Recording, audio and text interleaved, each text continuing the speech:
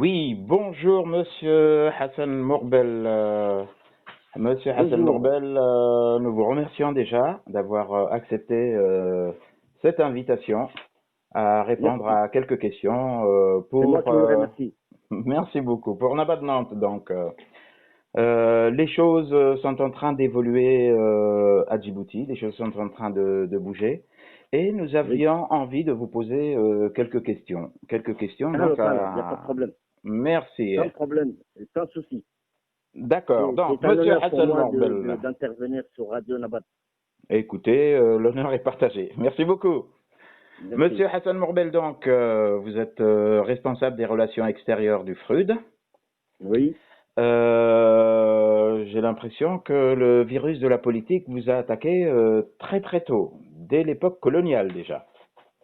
Oui, à l'époque coloniale, on était déjà contre le colonialisme qui sévissait dans notre pays. Mhm. Et on a lutté, on a milité au sein des associations pour, euh, pour être contre le colonialisme à Djibouti.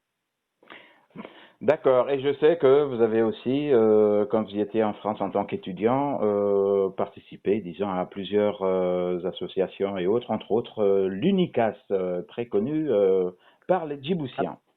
Absolument, absolument. C'est vraiment là c'est au sein de l'UNICAS que nous avons véritablement fait nos apprentissages politiques et que nous avons pris conscience euh, de, de l'intérêt qu'on doit porter pour notre pays et pour notre peuple, population djiboutienne. Voilà. D'accord, merci beaucoup pour ces précisions. Donc, une fois les études universitaires bouclées, retour à Djibouti en 83-84, où là, vous travaillez d'abord aux eaux de Tadjoura, et puis après à l'ONED de l'époque, qui devient l'ONEA d'aujourd'hui, où vous étiez chef de service administratif, si je ne me trompe. Oui, en tout cas, j'étais chef de service adjoint et j'ai travaillé plusieurs années au sein de l'Office national des eaux de Djibouti. À l'époque, ça s'appelait comme ça. Mhm. Et voilà, quoi. D'accord. Et donc, bon, ben, on peut dire que votre situation, du moins financière, était plutôt bonne. Oui, en tous les cas, bon, il n'y avait pas Il n'y un avait pas de problème difficulté spécialement particulière, voilà. financier qui s'est posé. Et le problème qui s'est posé était d'ordre plutôt d'ordre politique et Voilà, de la c'était façon à dont ça, le pays évoluait. je voulais venir à ça justement, où votre premier fait d'armes date de 1989, où vous avez été emprisonné à l'époque. Oui. Pourquoi déjà? Euh, Excellente question. À l'époque, en 89, il y avait eu une inondation, comme toujours d'ailleurs. Et c'est quand même assez bizarre que depuis toutes ces années, chaque fois qu'il y a une inondation, les gouvernements en place se trouvent toujours dans la capacité de subvenir ou d'empêcher ces inondations. Ah, Donc déjà en 89, il y avait eu une inondation et suite à ces inondations, il y a eu au niveau international beaucoup d'aides qui ont influé vers Djibouti. mhm. Et ces aides-là, comme d'habitude, comme toujours et comme aujourd'hui aussi, ces aides-là ont été massivement détournées par les gens les gens qui étaient au pouvoir. Mhm. Et ce qui a suscité un mécontentement général et particulièrement à Tadjoura où il y a eu des manifestations, il y a eu des gens qui ont manifesté, qui ont brûlé des choses et qui ont brûlé des bureaux au district de Tadjoura. D'accord. Et suite à ces manifestations, beaucoup de personnes ont été arrêtées et transférées vers Djibouti, arrêtées, torturées. Et malheureusement, euh, un de ces détenus a trouvé la mort suite à la torture qu'il a subie. Mhm. C'est en l'occurrence, c'était Allah yarhamou, M. Abdelkader Daoud dit Harbi. Harbi, Et, absolument, oui. et suite à ça, nous avons, avec étant un groupe de personnes, rédigé un tract demandant au gouvernement de Djibouti de s'expliquer sur les circonstances de la mort de ces détenus politiques. Et ce qui nous a valu par la suite des arrestations et tout le tintouin, l'emprisonnement et tout quoi. Voilà. Donc en 89, la situation a commencé à bouger à Djibouti et suite à ces mouvements de contestation, à Ah ces oui. mouvements Mhm.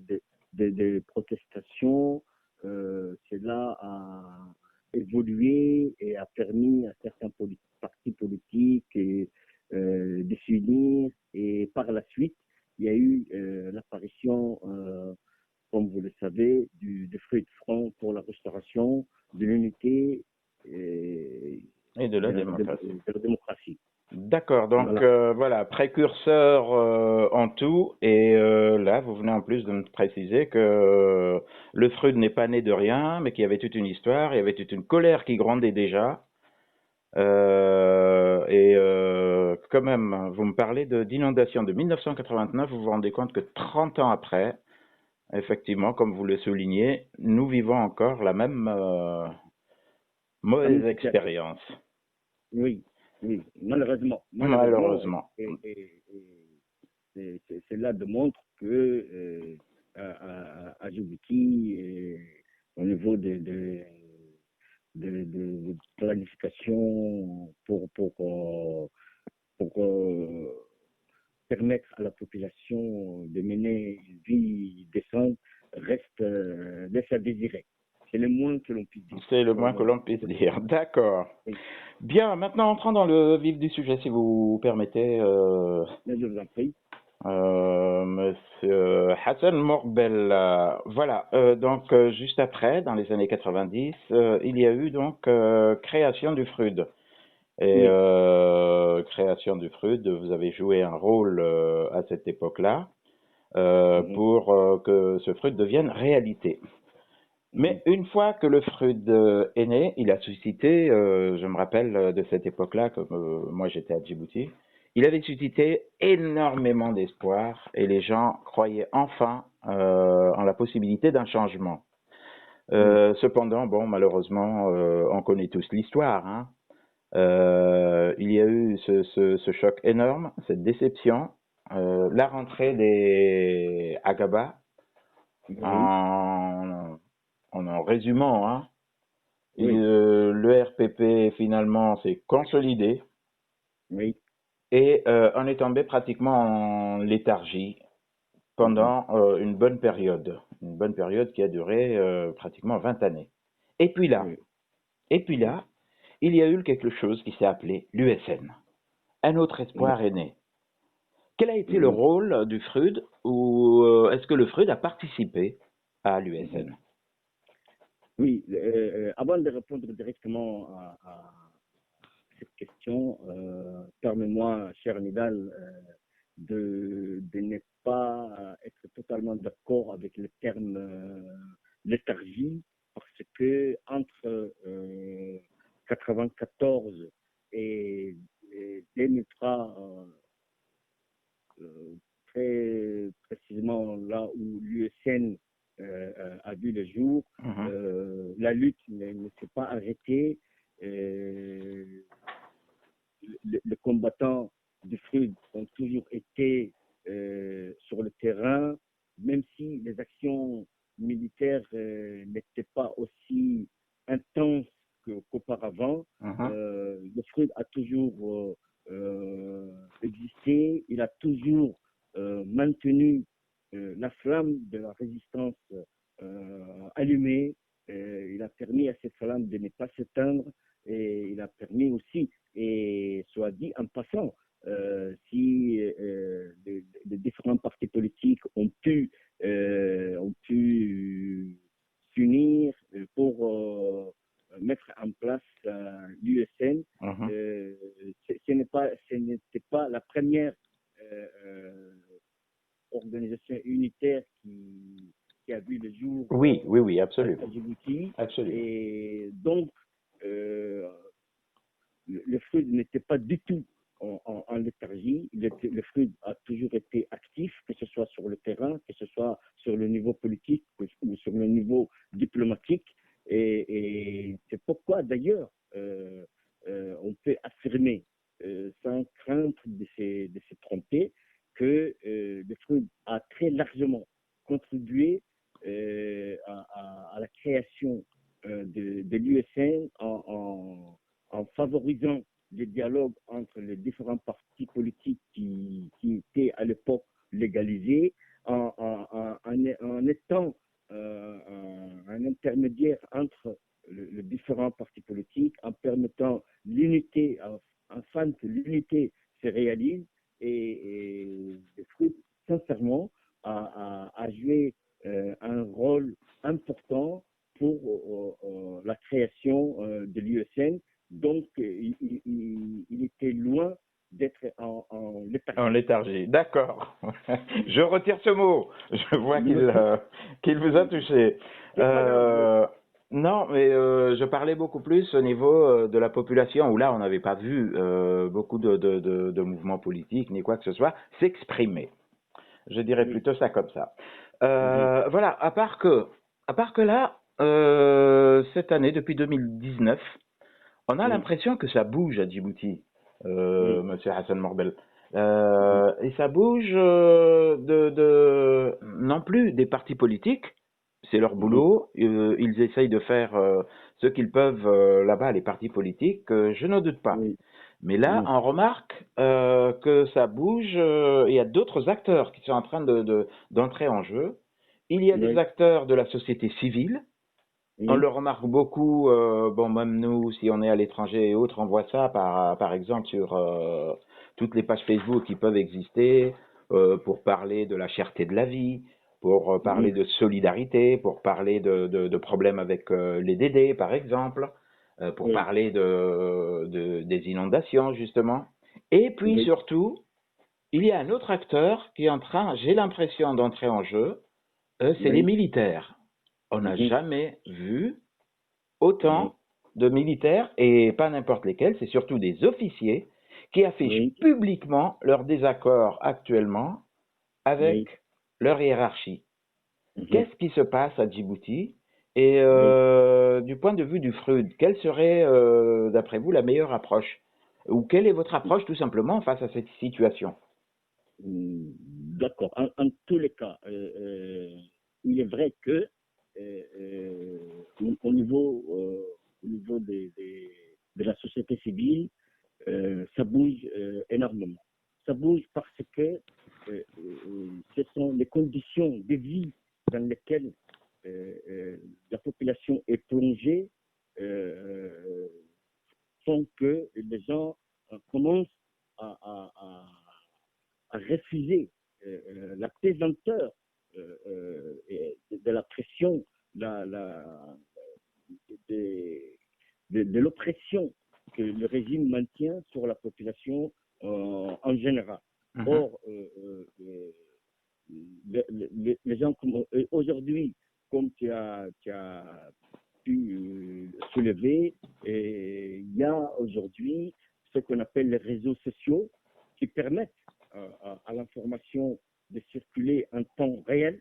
Ah Et quand il y a quelque chose qui bouge, quand il y a quelqu'un qui manifeste, quand il y a quelqu'un qui commence à exprimer son mécontentement, son refus de de la situation de l'ordre établi, le monde entier et en l'occurrence la diaspora djiboutienne est immédiatement informée de ce qui se passe. Oui. Or, les gens bougent parce que les conditions de vie dans lesquelles ils sont les font bouger.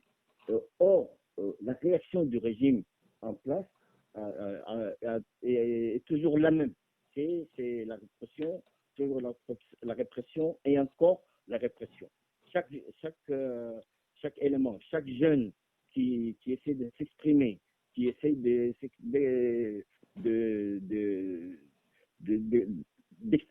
son opinion est immédiatement arrêté et aujourd'hui, on a même assisté à des arrestations rocambolesques avec des gens qui sont masqués, qui arrivent.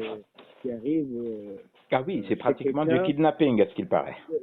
Exactement, qui arrive chez quelqu'un sans aucun mandat d'arrêt, sans aucune forme légale d'arrestation, débarque chez la personne en étant masqué et kidnappe ou arrête la personne non militaire et pendant des semaines, on ignore où cette personne se trouve. Donc, cette personne subit, comme on a appris par la suite, de mauvais traitements. Donc, chaque personne qui essaye d'exprimer une opinion différente que celui de pouvoir en place est réprimée, est emprisonnée, torturée et voilà. Donc, la société civile aujourd'hui par l'intermédiaire des réseaux sociaux et aussi la société civile commence à s'organiser, commence à mettre en place soit des associations d'entraide ou soit toute forme d'organisation qui commence à contester cette pression que le régime exerce sur la population et que bon, c'est vraiment on est en droit d'espérer que c'est le début d'une contestation encore plus massive parce que il ne faut pas l'oublier en 2021 il y a des élections présidentielles qui se profilent à l'horizon et dans le cadre de ces élections les choses risquent de bouger énormément. D'accord, donc... oui, pardon, allez-y.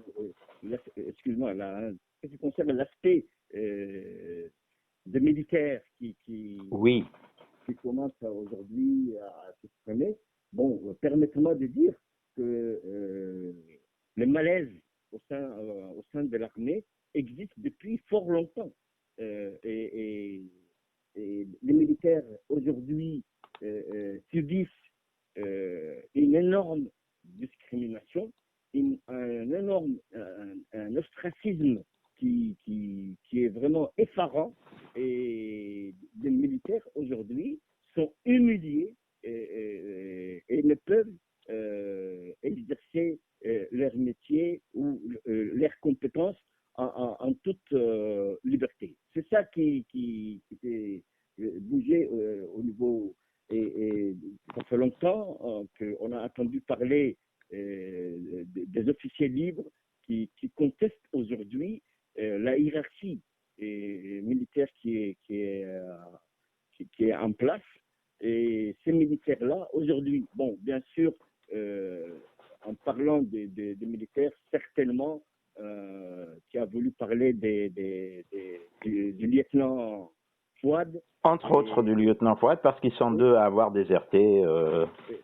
Mais le cas du lieutenant Fouad est vraiment... Je n'emploierai pas le terme déserté. Par contre, ce sont des gens qui se sont mis en réserve de la République. D'accord. Ils refusent, dans le contexte actuel, ils refusent de servir dans le contexte actuel, mais ce sont des gens qui se mettent en réserve de la République, qui ne souhaitent pas quitter leur métier, qui ne souhaitent pas quitter les corps d'armée auxquels ils appartiennent, mais ils se mettent en réserve de la République parce qu'ils ne veulent pas servir dans le contexte actuel. S'il y a un changement, et ils aspirent à ce changement, il y a le lieutenant Fouad, il y a bien entendu le capitaine Omar, qui ont exprimé officiellement leur mécontentement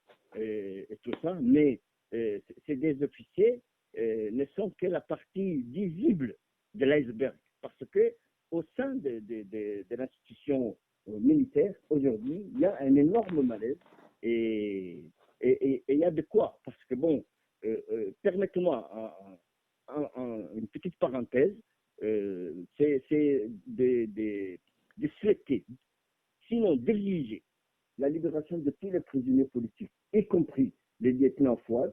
D'ailleurs, l'arrestation du lieutenant Fouad, une fois de plus, a été rocambolesque. On ne sait même pas comment cette arrestation a eu lieu. On dit que, bon, il y a beaucoup de versions, mais bon, on dit que c'est l'armée éthiopienne et tout ça. Bon, on sait qu'il y a certaines conventions qui existent entre les deux institutions militaires, mais en tous les cas, nous demandons la libération immédiate de tous les prisonniers politiques, y compris les lieutenants Fouad, et même aujourd'hui, il paraît que l'état de santé des lieutenants Fouad nécessite des soins et que bon, et en plus, il est maintenu à l'isolement, sa famille ne peuvent pas les voir. Dernièrement, sa femme, sa mère, son frère ont été arrêtés, relâchés. Ça, c'est vraiment la pression. C'est mettre de la pression, absolument.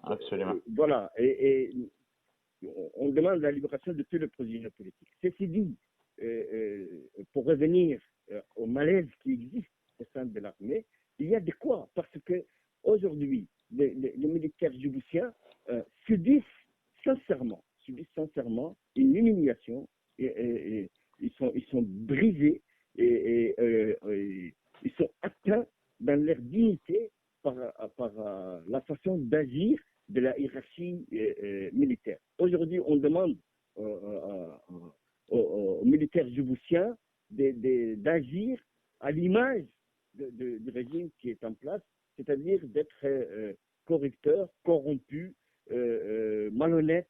Et au sein de l'armée, aujourd'hui, il y a des gens qui refusent de servir la nation dans ces conditions-là. Nous demandons, nous lançons un appel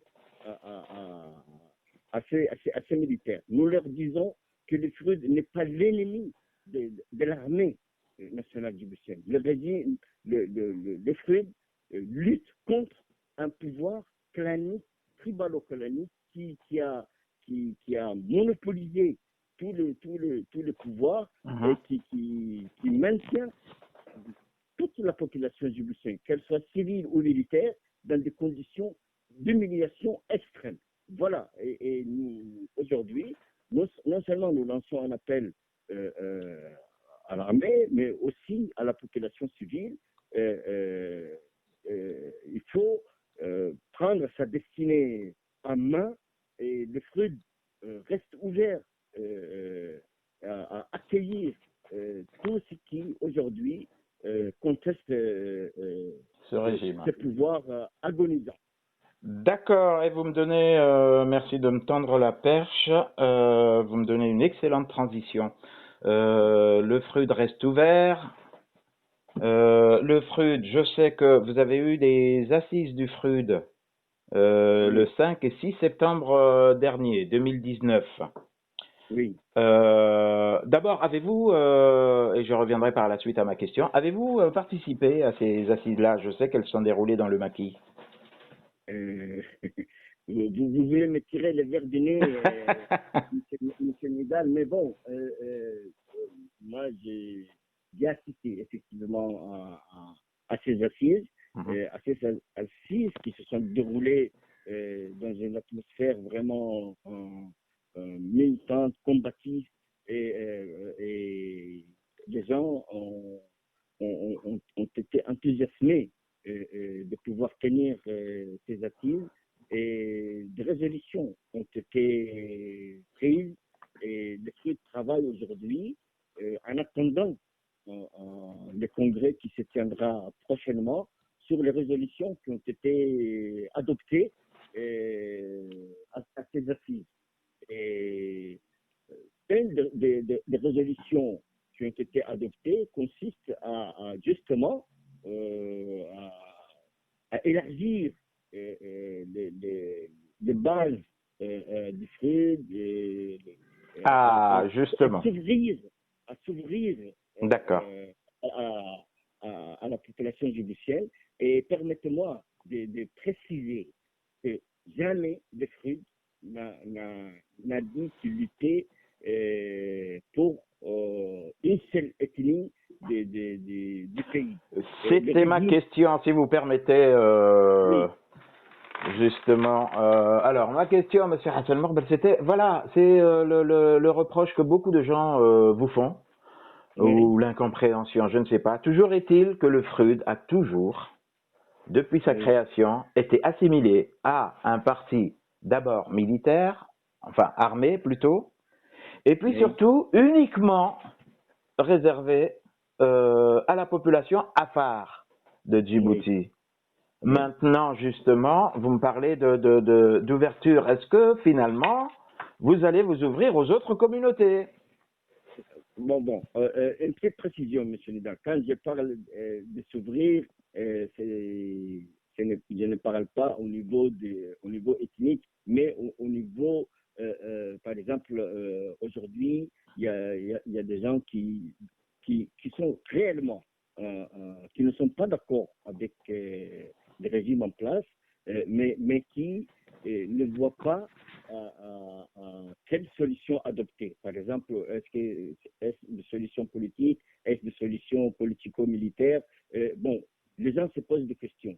Et à tous ces gens-là, que ces gens-là fassent partie de partis politiques d'opposition, ou fassent partie de la société civile, ou fassent même partie de l'armée, c'est à ce niveau-là que aujourd'hui, le FRUD reste, il a toujours été, mais aujourd'hui encore plus que d'habitude, reste ouvert et prêt à accueillir en son sein ces gens-là. Mais c'est absolument pas dans l'optique ethnique. Mais pour revenir à votre question,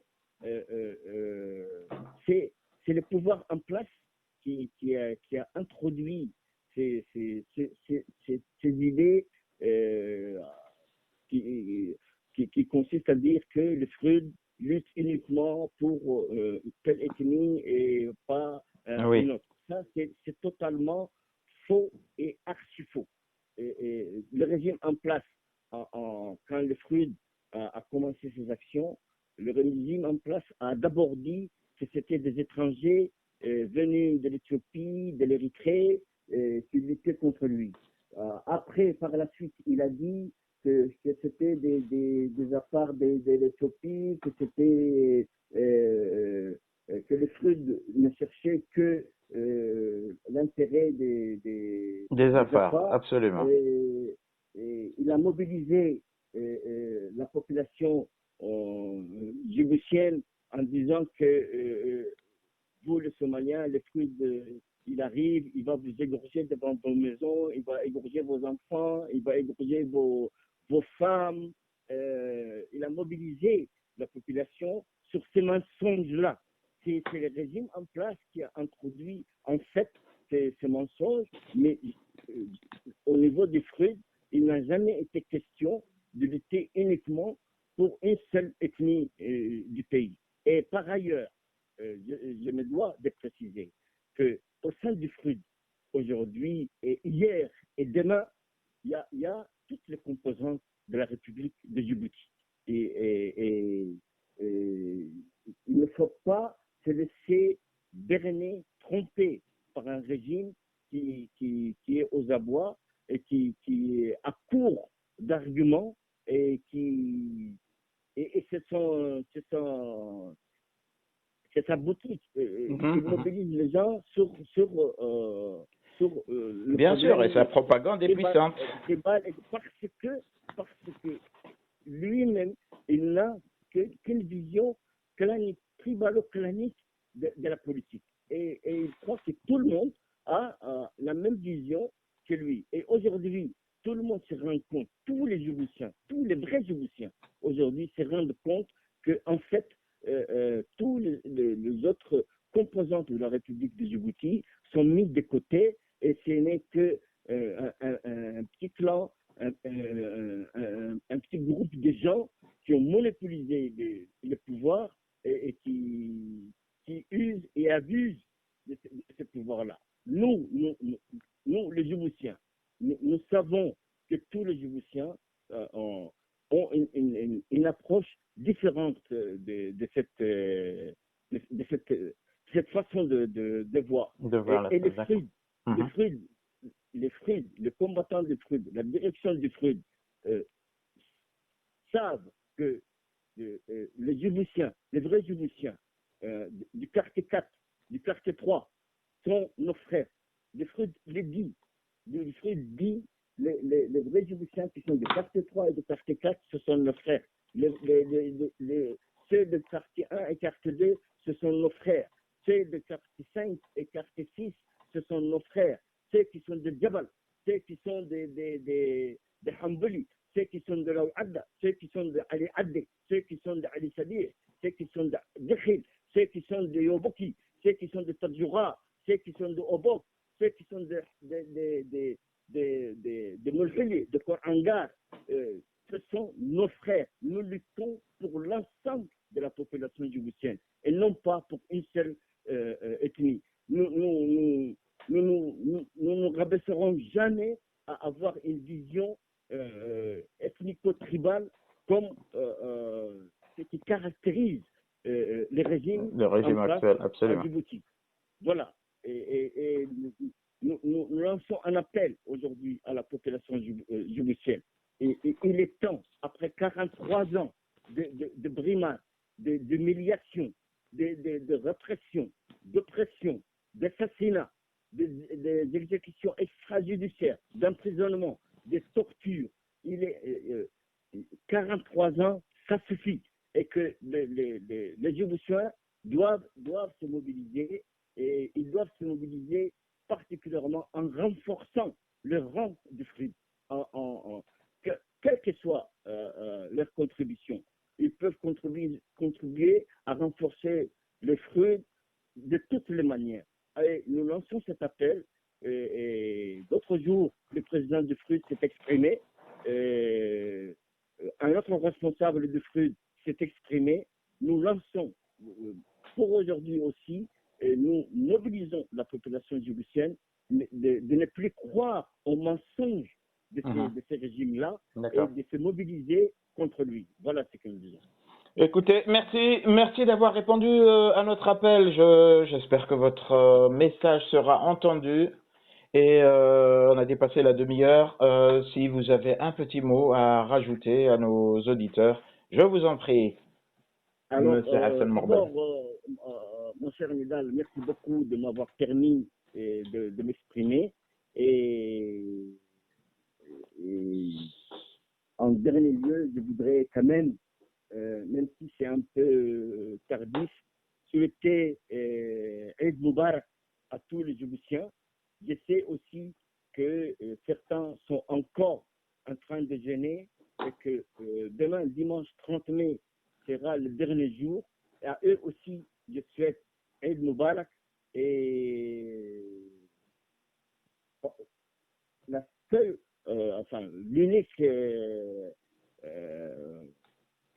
voie qui reste aujourd'hui à mettre un terme à un pouvoir qui est à bout de souffle, qui est agonisant, c'est de rejoindre les rangs des FRUD, de renforcer les FRUD afin de permettre d'instaurer une deuxième république et une paix durable afin de permettre aux Djiboutiens de, de voir Et de vivre comme un l'avenir pays normal, Inch'Allah. avec sérénité. Voilà. Absolument. Et aujourd'hui, je voudrais quand même souligner aussi le fait que il y a un très méchant, un vilain virus à tête couronnée Oui. qui a tué beaucoup de personnes de par le monde et avec le confinement adopté par les différents pays, ces pays ont mis un genou à terre et c'est un virus très méchant.